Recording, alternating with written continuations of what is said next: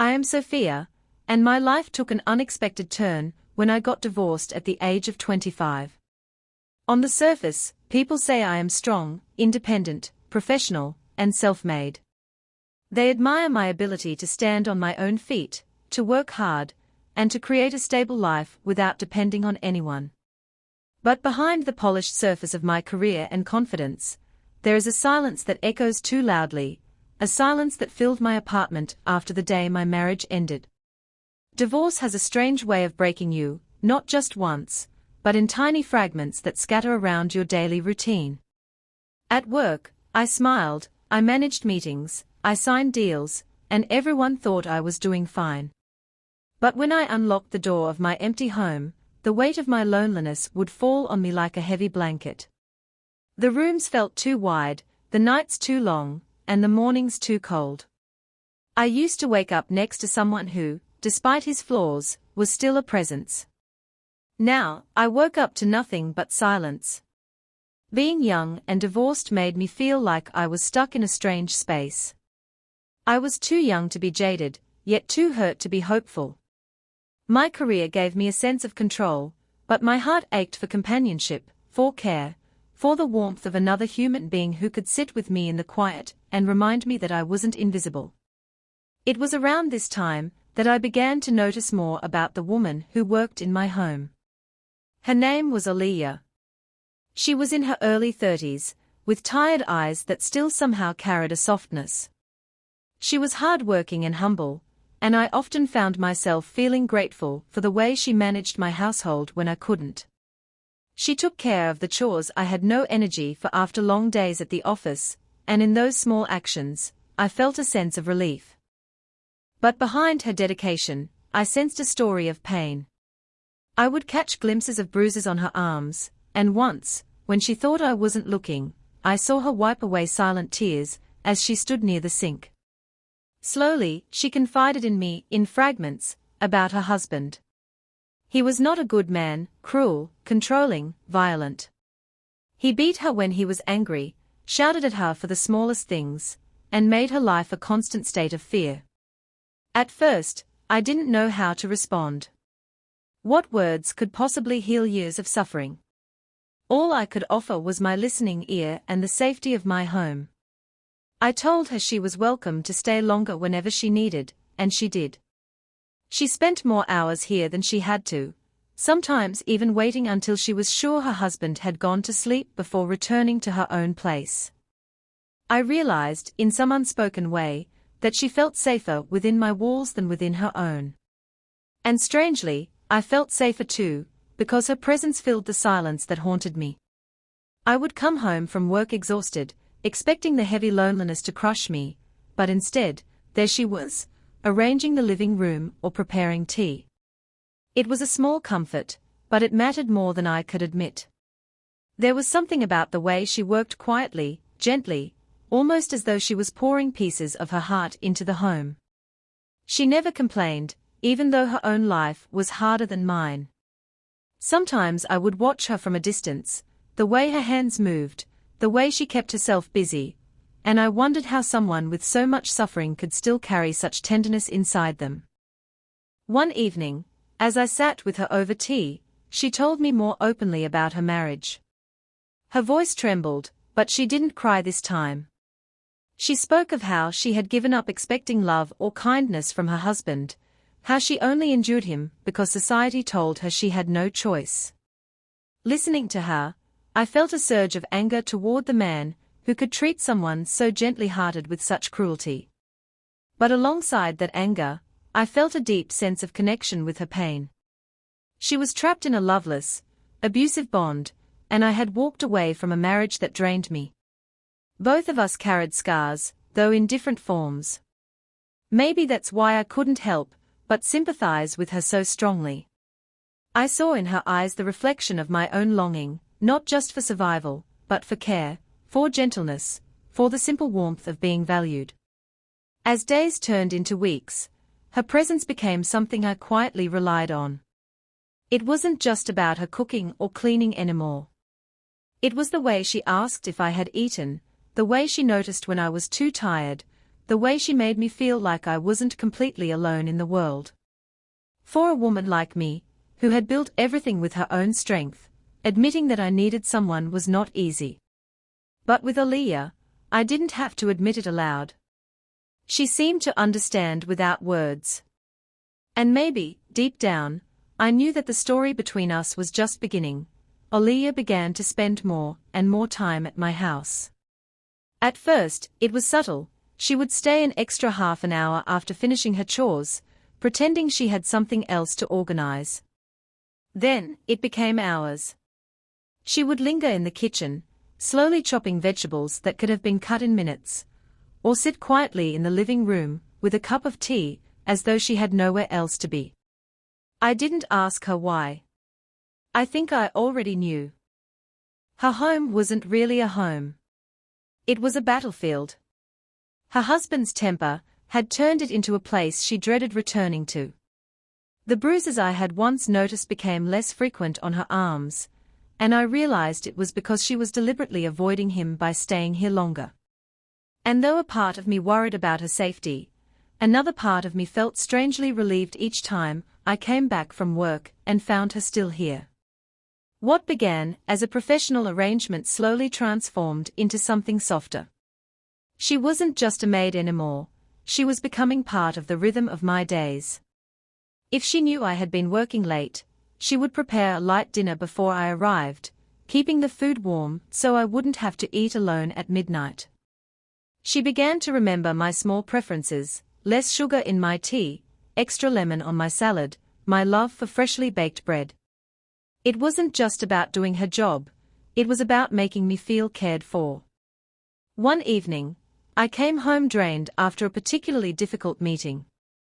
My head throbbed, and my shoulders felt heavy as though the world was pressing down on me.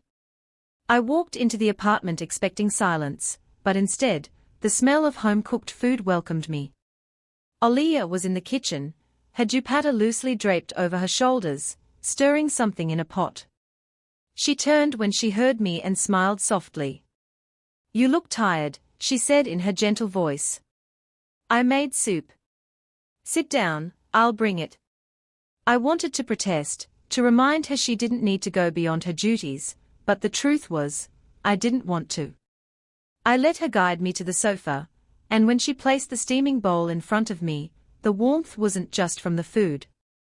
It was from her presence.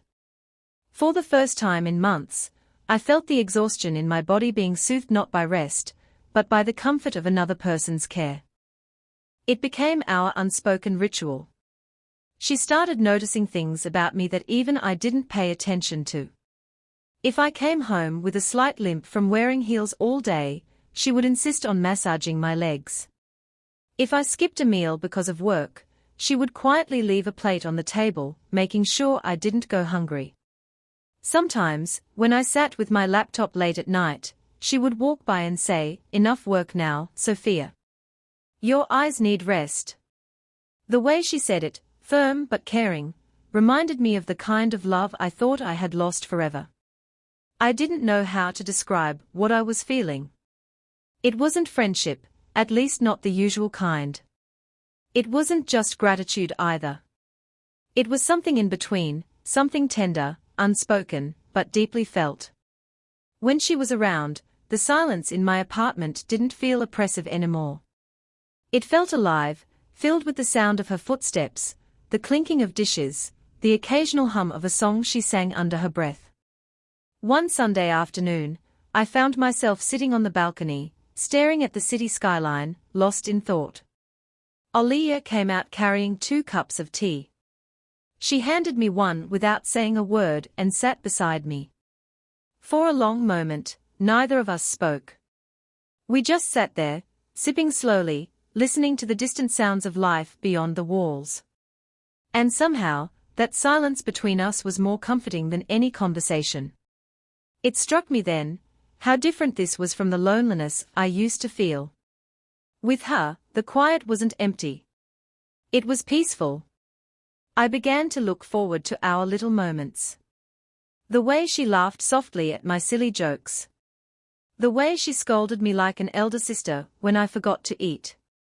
The way her eyes softened whenever she noticed my tiredness. I couldn't remember the last time someone had paid this much attention to me, not since before my marriage began to crumble. But with Aaliyah, it wasn't about grand gestures. It was in the little things. A cup of tea, a folded blanket, a gentle touch on my shoulder when I looked lost in thought. Every gesture carried with it a tenderness that wrapped around my heart. Sometimes, when I watched her, I felt an ache inside me, a strange mixture of gratitude and longing. Gratitude because she was filling the void I thought would never be filled again. Longing because I didn't quite understand why her presence meant so much to me. I told myself it was just human need, two broken women finding comfort in each other's company. But deep down, I wondered if it was more than that. One night, after she had finished her work, I offered to walk her downstairs. She hesitated at the door, almost as if she didn't want to leave. She looked at me with tired eyes, then smiled faintly. "Good night, Sophia," she said softly. As I watched her walk away into the darkness, a thought crossed my mind, one that startled me with its intensity. Why does it hurt a little when she leaves? It was in that moment I realized the truth. Somewhere in the quiet exchanges, the warm meals, and the gentle care, an emotional bond was forming between us. And though neither of us had spoken of it, it was there, unspoken, but undeniably real. It started with small gestures, the kind you almost miss if you're not paying attention. One evening, I came home later than usual, my feet aching after hours in heels. I dropped my bag on the chair and collapsed onto the sofa. Before I could even ask, Aaliyah appeared with a glass of water. Then, without a word, she sat beside me, gently lifted my feet onto her lap, and began to massage them. I opened my mouth to tell her she didn't have to, but the relief of her hands pressing into the sore muscles silenced me. I let out an involuntary sigh, closing my eyes. Her touch was careful, steady, almost reverent. She wasn't just doing a task, she was taking care of me. And it was in that moment I realized how long it had been since anyone had cared for me this way. "You work too much," she said quietly. I smiled faintly, my eyes still closed. "It's what keeps me going." Her hand stilled for a second, as though she wanted to say more, but then she continued the massage. The warmth from her fingers spread through my body, dissolving the stress of the day, and I couldn't help but feel grateful. Not just for the relief, but for the unspoken concern in her voice. On other nights, when I sat working late into the night with my laptop, she would appear silently, placing a cup of tea beside me. I would glance up and meet her eyes, dark, soft, filled with something I couldn't quite name. Concern? Affection? Maybe both. She never said much, just urged me to drink before it went cold, but those moments lingered with me long after. There was one Sunday afternoon when she offered to oil my hair. I hesitated at first, unsure if I should allow such intimacy, but something about her insistence disarmed me. I sat cross-legged on the floor, and she sat behind me, gently parting my hair and rubbing oil into my scalp. Her fingers moved in slow circles, soothing, comforting. I closed my eyes, not just because it felt good, but because it felt safe. Her presence behind me was steady, grounding. I had never realized how healing such a simple act could be. As her fingers worked through my hair, my thoughts wandered. Why did these little things matter so much to me? Why did her care feel so different, so precious? I had known care before, but it had always been transactional, expected, or fleeting. With Aaliyah, it felt genuine. She wanted to ease my burdens, not because she had to, but because she cared. And that realization filled me with a warmth I hadn't felt in years. I often caught myself watching her when she wasn't looking, the way her brows furrowed slightly when she was concentrating, the softness of her smile when she managed to make me laugh, the quiet determination in her eyes when she spoke of wanting a better life. There was something unspoken in her gaze whenever it met mine, something tender and fragile, like a secret waiting to be revealed. One evening, as we sat together after dinner, she opened up more than she ever had before. She told me about her husband, his rage, his cruelty, the constant fear that shadowed her days. Her voice shook as she spoke, and at one point, she broke down into tears.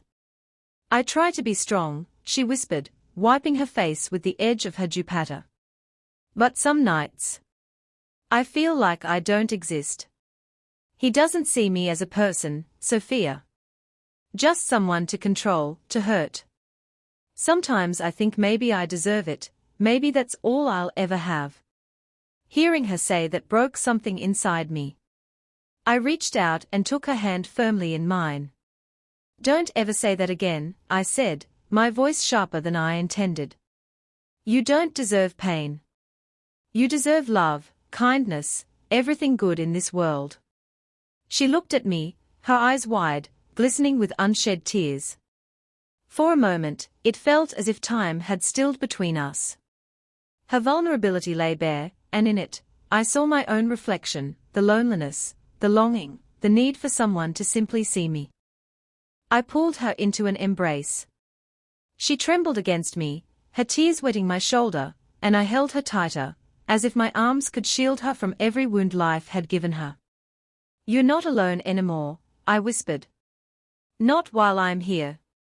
That night, something shifted between us. It wasn't spoken aloud, but I felt it in the way she leaned into me, in the way she let out a long, shaky breath, as though she had finally found a safe place. And I, too, felt a comfort I hadn't known I needed, a comfort that came not from solitude or strength, but from connection. After that evening, the bond between us deepened in ways I couldn't ignore. It wasn't just about her caring for me or me consoling her. It was the way we quietly became each other's safe place. She found in me the strength to keep going, and I found in her the tenderness that healed the cracks inside me. Late at night, when the city outside buzzed with distant sounds, our apartment carried a different kind of silence. A warm one. A silence where two women, both broken in their own ways, found solace in each other's presence. I began to realize that love doesn't always arrive with fireworks or grand declarations. Sometimes it slips in quietly, through small gestures and shared tears, through a cup of tea placed gently on your desk, through hands that massage away your exhaustion, through whispered words that remind you that you are not alone. And as much as I tried to deny it, I knew, deep down, that my heart was already beginning to belong to her. That evening had been one of the hardest I could remember. The office was chaos, deadlines stacked on top of each other, and a client had torn apart weeks of work, as if it were nothing. By the time I dragged myself home, my head was pounding, and the weight of exhaustion pressed into every part of me. I tossed my bag down and sat on the edge of the bed, running a hand over my face. I thought I was alone until I felt the soft rustle of fabric and turned my head. Olivia stood quietly in the doorway, watching me with those dark, gentle eyes that seemed to see straight into me. Without saying a word, she walked in, carrying a small bottle of oil. "You need rest," she said softly. "Let me massage your head. It will help."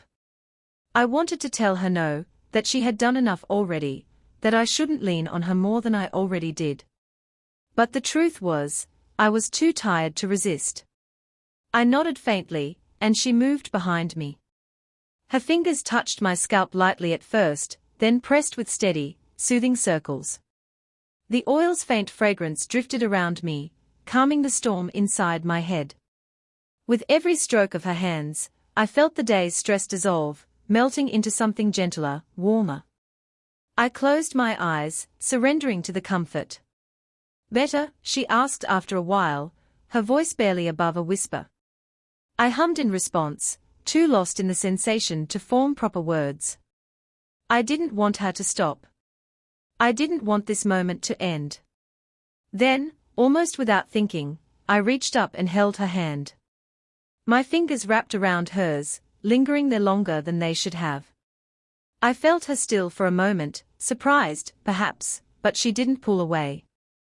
Instead, she let me hold her, her hand warm and steady against mine, when I opened my eyes, she was leaning slightly forward, her face close enough that I could see every detail, the faint lines of tiredness, the softness of her lips, the way her eyes were fixed on me. Our gazes locked, and suddenly the air between us felt charged, thick with something unspoken. I swallowed hard, my heart pounding. For the first time, I let myself admit what I had been denying for weeks. This wasn't just companionship. This wasn't just gratitude for her kindness. What I felt for Aaliyah went beyond friendship. I wanted her near me not just because she filled my loneliness, but because she touched something deeper inside me, something that ached to be seen, to be loved. But how could I say that aloud? How could I risk breaking the fragile bond we had built? I looked away quickly, blinking back the sudden sting of tears. The weight of my emotions pressed too heavy. All this time, I had told myself I was strong, that I didn't need anyone. And yet here I was, trembling at the thought of losing the one person who had given me warmth when I had none. Aaliyah must have noticed. She gently turned my face back toward her with her free hand. "Sophia," she whispered, her voice laced with concern. I shook my head, trying to hold the tears in, but they slipped free anyway. She leaned forward and, without hesitation, brushed them away with her thumb. That simple gesture undid me. It wasn't the kind of touch that pitted, it was the kind that cared deeply, that wanted to take away the hurt. In that moment, I saw it clearly in her eyes. The affection, the quiet devotion, the unspoken bond she hadn't dared to name either. Her gaze lingered on mine, soft yet intense, and for the first time I wondered if she felt it too, the same pull, the same unexplainable closeness. Neither of us spoke. We didn't need to. The silence between us carried more meaning than words ever could. She gave me a faint smile, one that trembled at the corners as if holding back her own emotions, and her hand remained on my cheek just a second longer than necessary. From that night onward, everything between us changed in subtle ways. Her touches grew gentler, but lingered a little longer, the way her fingers brushed mine when handing me a cup, the way she adjusted my hair when it fell across my face. And I, too, found myself watching her more closely, memorizing the curve of her smile, the warmth in her laughter, the light in her eyes when she looked at me. It wasn't a sudden confession, or a dramatic declaration. It was in the quiet moments that the truth blossomed, like a flower slowly opening, fragile yet undeniable. I remember lying awake that night long, after she had gone, my scalp still tingling from her touch, my skin still warm from the brush of her hand against my cheek. I pressed my fingers to the spot where her thumb had wiped my tears, as if holding on to the memory. For years, I had believed love was something grand, something loud and obvious. But now, I understood it could also be tender, quiet, unspoken, built through small gestures, through care given freely, through the comfort of being seen. And as I drifted into sleep, one thought echoed in my heart with certainty. I was falling in love with her. The closer Aaliyah and I grew, the harder it became for her to hide it from the outside world. Her husband, cruel and suspicious by nature, began noticing that she spent more time at my place than before. He started questioning her, accusing her of neglecting her duties at home, sometimes even following her when she left my building. One evening, she came to me with fear written across her face. Her hands trembled as she set down the tray of tea she had brought. "He asked me today why I'm always here," she whispered, her eyes darting to the door, as though he might walk in at any moment. "He said I should stop working for you altogether. He thinks something is going on." I reached across the table and gently took her hands in mine. "Aaliyah, he doesn't own you. You're not doing anything wrong by being here." She shook her head, tears brimming. "You don't know him like I do, Sophia. When he's angry, he doesn't just shout, he hits. If he suspects too much, I don't know what he'll do. I'm scared." Her words tightened something in my chest. I had seen the aftermath of his cruelty before, but now it felt personal in a way it hadn't before. This wasn't just her pain anymore, it was ours. And I couldn't sit back and watch her live in fear. I moved closer, my voice firm but soft. Listen to me. You don't deserve this life. You don't deserve to be treated like that. I won't let him hurt you anymore. She looked up at me, her eyes wet, her lips trembling. But what choice do I have? He's my husband. If I leave him, where will I go? What will people say? Her words broke my heart because I understood them too well, the weight of society, the chains of expectation. But at the same time, I couldn't accept them as her fate. I cupped her face in my hands, making her look at me. You'll come to me. Stay here. This can be your home. Let them say what they want, we'll face it together. Her tears spilled then, streaming down her cheeks as she shook her head. I don't want to cause trouble for you. You're not trouble, I said firmly. You're the only thing that feels right in my life. Don't push me away because of fear. Please, Aaliyah, choose yourself. Choose us. For a long moment, she just stared at me, torn between terror and longing. I could see the war in her eyes, her years of endurance battling against the fragile hope that maybe, just maybe, she could be free. Finally, she broke into sobs, collapsing into my arms. I'm so tired, Sophia. Tired of being afraid.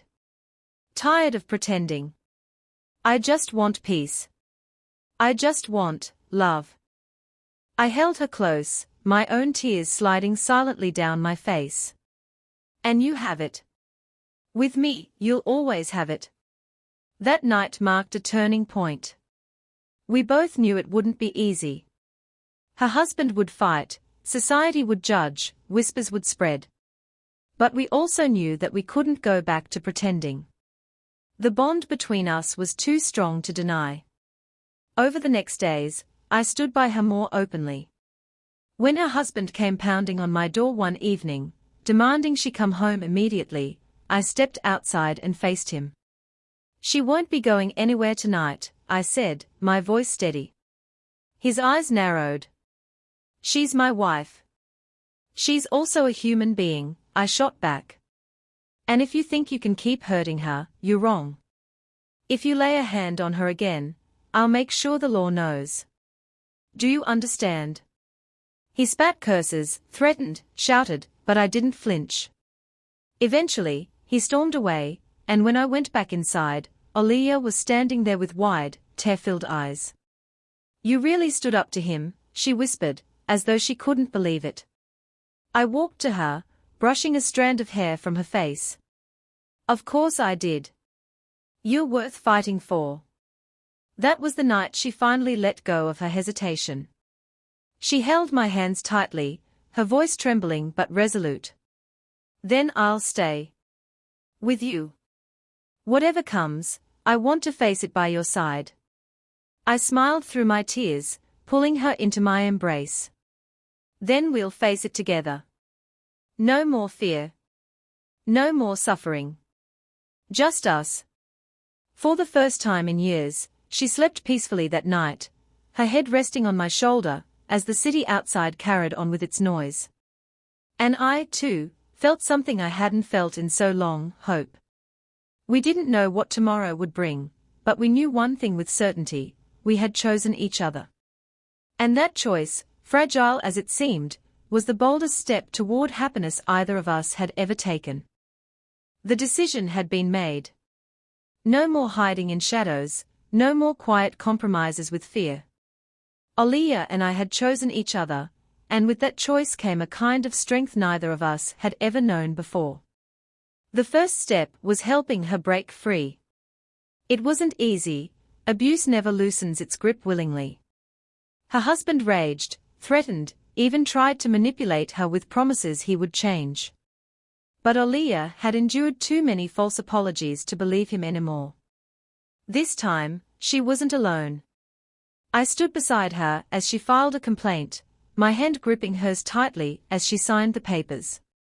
She trembled, her lips quivering, but her eyes were steady. I could almost see the chains falling away, as she spoke her truth out loud to people who would finally listen. "You're safe now," I whispered once we left the office, wrapping my arm around her shoulders. "He can't take your freedom anymore." Her body sagged against me, half in exhaustion, half in relief. "I never thought I'd have the courage to do this," she admitted softly. "You didn't have to do it alone," I replied. "That's the difference."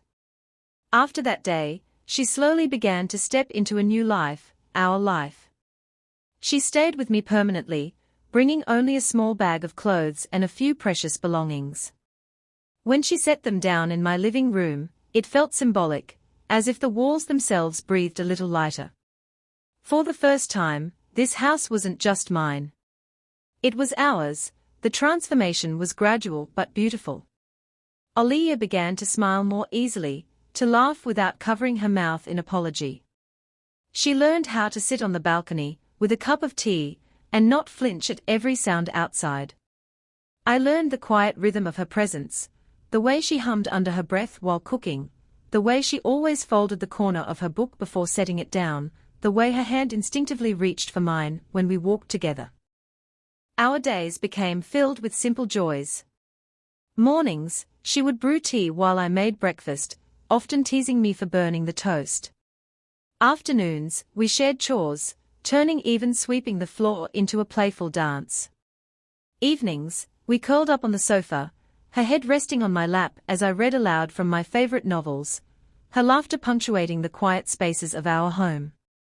But it wasn't just the routines, it was the healing that came with them. Nights that used to echo with her fears were now filled with whispered conversations and gentle touches. She told me stories of her childhood, the dreams she once buried, the songs she loved but hadn't sung in years. I listened, cherishing every fragment of her, and slowly, she began to piece herself back together. Sometimes, she would catch me watching her, as she moved around the kitchen, or sat cross-legged on the carpet, and she'd blush, asking, "Why are you looking at me like that?" "Because I can't believe you're real," I would answer with a smile. And each time, she'd shake her head, but her eyes would glisten with tears she no longer hid. One evening, as we sat on the balcony watching the city lights flicker against the night sky, she turned to me with a serious expression. "Sophia, do you think people will ever accept us?" I reached for her hand, threading my fingers through hers. "Some will, some won't. But love isn't about everyone else. It's about us. And I accept us. Completely." She squeezed my hand tightly, resting her head on my shoulder. "Then that's enough." In that moment, I realized how extraordinary our journey had been. I never went searching for love. In fact, after my own heartbreaks, I had closed that chapter of my life, convinced it wasn't meant for me. And yet, love had found me in the gentlest, most unexpected way.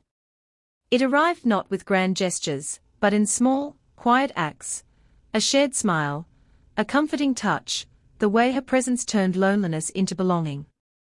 Looking at her, I saw not just a partner, but a testament to resilience. She had walked through fire and still carried the courage to choose love, to choose herself. And I, once lost in the routines of solitude, had found a reason to hope again. As the stars shimmered above us, I whispered, "Aliyah, whatever happens tomorrow, know this. I will spend every day proving to you that you are cherished. That you are loved, not for what you do, but for who you are." Her eyes shone as she lifted her face to mine, her lips curving into the softest smile. "And I'll spend every day reminding you that love really can heal us. Because it already has." Our lips met in a tender kiss, sealing a promise that needed no words. A promise that no storm, no judgment, no shadow of the past could ever undo. For the first time in both our lives, love was no longer a distant dream. It was here, alive, breathing between us. And we had chosen it, chosen each other, with all the courage and faith two hearts could carry. The house no longer felt quiet, it felt alive. Every corner carried the warmth of shared laughter, every room breathed with the comfort of belonging. Aaliyah and I had built something that was more than just a home. It was safety. It was love. It was ours. Our days flowed like poetry now. Morning sunlight spilling through the curtains as Aaliyah stirred awake beside me. The smell of cardamom tea drifting from the kitchen. The gentle sound of her humming as she folded the laundry or watered the plants on the balcony. They were simple things, yet they stitched together a life so full, so complete, it almost felt like a dream. There were moments when we sat in silence, doing nothing at all, just sharing space, breathing in the presence of each other. And in those moments, I realized how far we had come. From fear to freedom. From brokenness to healing. From strangers bound by circumstance, to partners bound by love. One evening, after a long day, I found myself lying on the sofa, exhaustion pressing against me. Without a word, Aaliyah walked over, sat beside me, and gently pulled my head into her lap. Her hands, soft yet steady, began to massage my temples. The same gesture she used to do when she was only my maid, back when she cared for me out of duty, and perhaps a quiet kindness she couldn't put into words. But tonight was different. Tonight, she wasn't my maid. She was my partner. My equal. My love. I closed my eyes, letting the comfort of her touch sink into me, deeper than it ever had before. Her fingers traced little circles, easing the weight I carried, and I thought about the journey that had brought us here. I remembered the first time she had done this, how I had been too tired to even thank her properly. I remembered the guilt I saw in her eyes when she spoke of her husband, the quiet strength she carried even when her heart was breaking. I remembered how she used to shrink into herself, as if the world had told her she wasn't worthy of being seen. And now here she was, looking down at me with love so open, so fearless, it made my chest ache with gratitude. "You're smiling," she whispered softly, her fingers still moving through my hair. "Because I still can't believe this is real," I admitted, opening my eyes to meet hers. "That you're here, with me, not because you have to be, but because you want to be." She bent down, pressing her forehead gently against mine. "Sophia, I don't just want to be here. This is where I belong. With you. Always." Tears pricked at the corners of my eyes, but they weren't the kind of tears born from sorrow. They were the kind that came from finally finding home, after being lost for so long. I lifted her hand from my hair and kissed it tenderly. "Do you know what you've done to me, Aaliyah?" She tilted her head, curious. "What?" "You turned my loneliness into love. My silence into laughter. My house into a home." Her eyes softened, shimmering in the lamplight. "And you turned my fear into strength. My pain into healing. My life into something worth living." In that moment, words seemed too small to contain what we felt. So instead, I pulled her down into my arms, holding her as if I'd never let go. Because I wouldn't. Love had come to us quietly, unexpectedly, in the form of small acts of care. A cup of tea on a weary evening. A soft hand massaging away the weight of the day. A kindness that neither of us had asked for, yet both of us desperately needed.